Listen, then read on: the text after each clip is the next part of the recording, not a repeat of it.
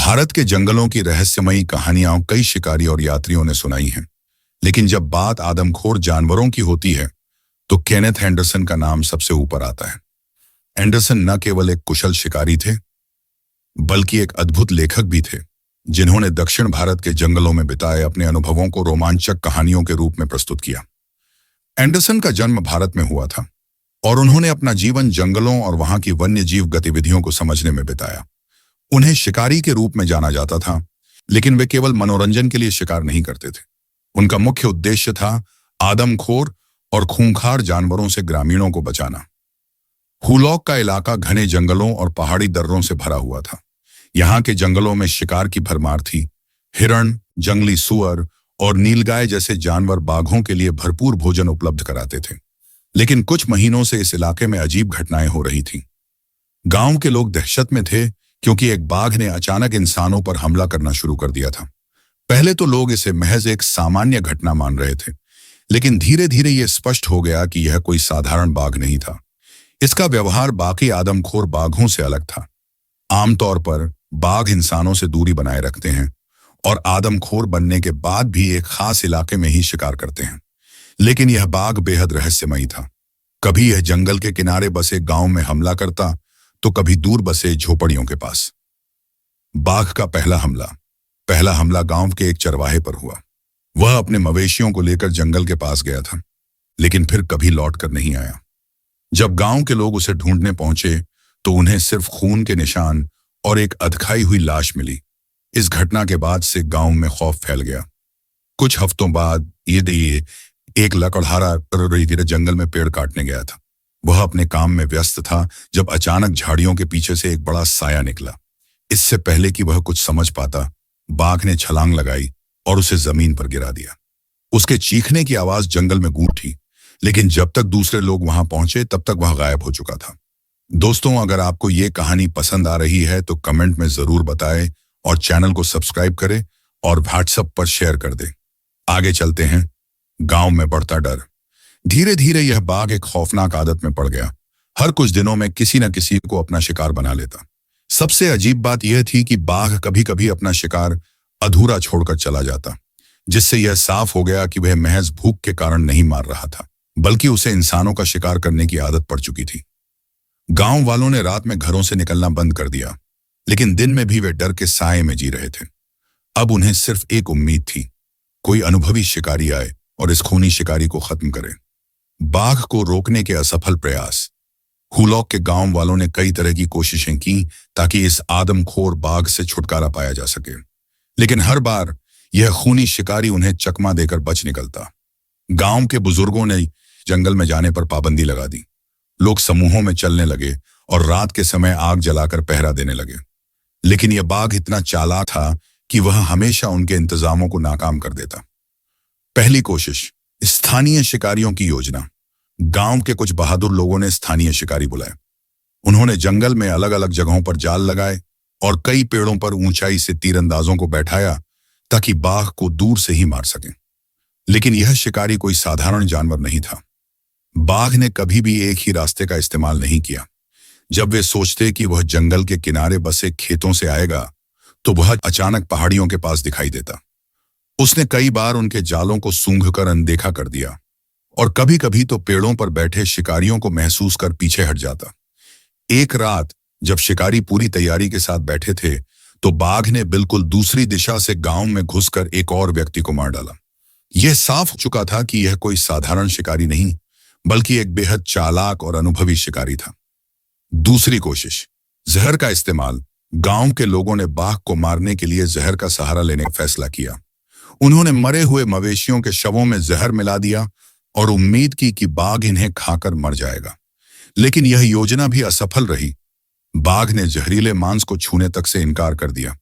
उसने बजाय इसके गांव के किनारे बने झोपड़ों के पास जाकर एक और इंसान को मार दिया। अब गांव में डर और हताशा और बढ़ गई।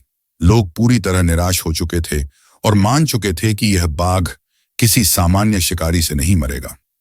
बढ़ता खौफ और मदद की गुहार। अब तक गांव में 10 से ज्यादा लोग इस बाघ के शिकार बन चुके थे। खेतों में काम करना नामुमकिन हो गया था और जंगल में लकड़ियां काटने तक की हिम्मत कोई नहीं जुटा पा रहा था। बच्चे घरों में कैद थे और गांव के पुरुष रात भर पहरा देने लगे थे, लेकिन किसी को भी नहीं पता था कि अगला शिकार कौन होगा। गांव के मुखिया ने आखिरकार फैसला किया कि उन्हें किसी अनुभवी शिकारी की मदद लेनी होगी, और इस तरह केनेथ एंडरसन को इस खूनी शिकारी का अंत करने के लिए बुलाया गया। बाघ का पीछा करना हमेशा चुनौतीपूर्ण होता है, लेकिन जब शिकारी हुलॉक का आदमखोर बाघ हो तो यह काम और भी कठिन हो जाता है। यह बाघ न सिर्फ बड़ा और ताकतवर था, बल्कि असाधारण रूप से चालाक भी। वह हमला करने के बाद इतनी सफाई से जंगल में गायब हो जाता कि उसकी तलाश करना किसी रहस्यमयी पहेली को हल करने जैसा था। एंडरसन ने गांव वालों से बाघ की हालिया गतिविधियों के बारे में जानकारी जुटाई। कुछ चरवाहों ने बताया कि बाघ को आखिरी बार नदी के किनारे पानी पीते और फिर जंगल की ओर बढ़ते देखा गया था। वह अक्सर एक निश्चित क्षेत्र में दिखता, लेकिन किसी तय पैटर्न का पालन नहीं करता था, जिससे उसका पीछा और भी मुश्किल हो जाता। ताजा हमले की जगह का निरीक्षण करने के बाद एंडरसन ने तय किया कि बाघ के निशानों का पीछा किया जाए। जंगल घना और दुर्गम था। ऊंचे ऊंचे साल और बांस के पेड़ आसमान से सूरज की रोशनी को रोक रहे थे, जिससे दिन में भी यहां हल्का अंधेरा छाया रहता। झाड़ियों के बीच से रास्ता बनाना कठिन था। हर कदम पर किसी खतरे के होने का एहसास होता। जमीन कहीं दलदली थी तो कहीं इतनी पथरीली कि एक गलत कदम सीधा किसी गहरे खड्ड में गिरा सकता था। लेकिन एंडरसन को इस जंगल का अनुभव था। वह हर कदम सोच समझ कर रख रहे थे। पेड़ों की छाल और सूखी पत्तियों पर पड़े हल्के निशानों को पढ़ते हुए आगे बढ़ रहे थे। चलते चलते अचानक उन्होंने पंजों के ताजा निशान देखे। उनके किनारे अभी भी गीले थे, कुछ ही देर पहले यहां से गुजरा था। अब एंडरसन और उनकी टीम बेहद सतर्क हो गई। आसपास के माहौल में एक अजीब सन्नाटा था। कोई पक्षी नहीं चहक रहा था, कोई बंदर पेड़ों की डालियों पर कूद-फांद नहीं कर रहा था। जंगल का यह अप्राकृतिक मौन किसी बड़े शिकारी की मौजूदगी का संकेत था। वे बेहद धीमे कदमों से आगे बढ़ रहे थे कि तभी पास की झाड़ियों से सरसराहट की आवाज आई। एंडरसन ने हाथ के इशारे से अपने साथियों को रुकने को कहा। उन्होंने अपनी बंदूक कंधे से टिकाई और सांस रोककर सामने की झाड़ियों को देखने लगे। कुछ पल तक कोई हलचल नहीं हुई, लेकिन फिर एक हल्की गुर्राहट सुनाई दी। बाघ बहुत पास था, इतना पास कि उसकी गंध अब हवा में साफ महसूस की जा सकती थी। एड्रेनलिन के असर से एंडरसन की धड़कन तेज हो गई, लेकिन उनका हाथ स्थिर था। यह वह पल था जहां एक गलती का मतलब मौत हो सकता था। खतरनाक सामना।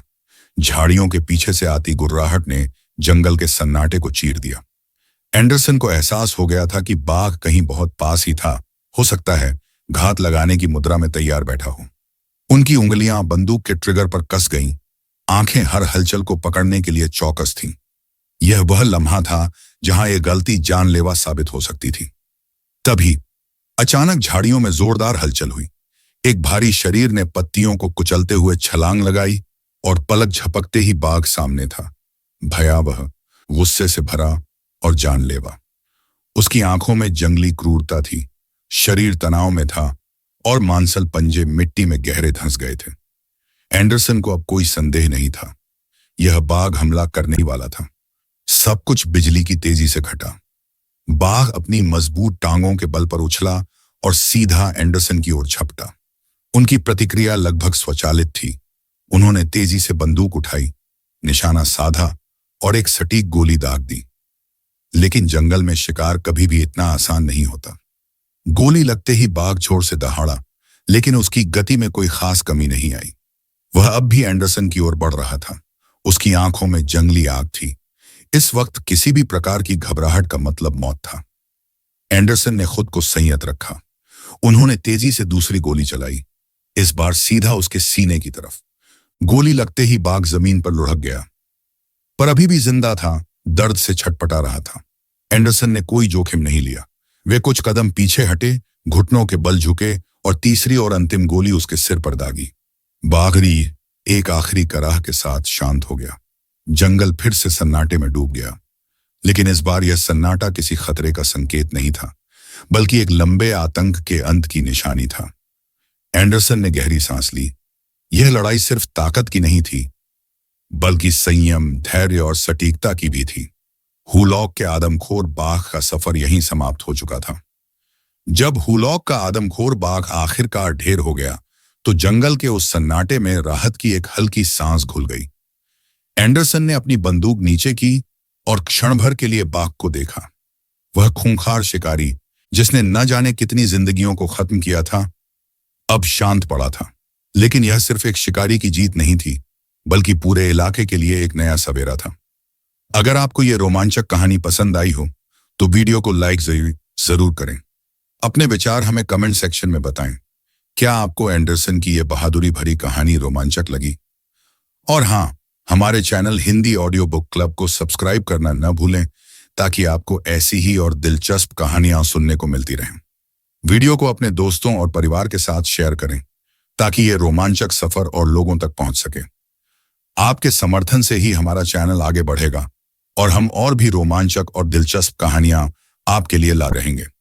तो मिलते हैं अगली कहानी में, एक और रोमांच, एक नई दास्तान के साथ। धन्यवाद और जुड़ते रहिए हिंदी ऑडियो बुक क्लब के साथ।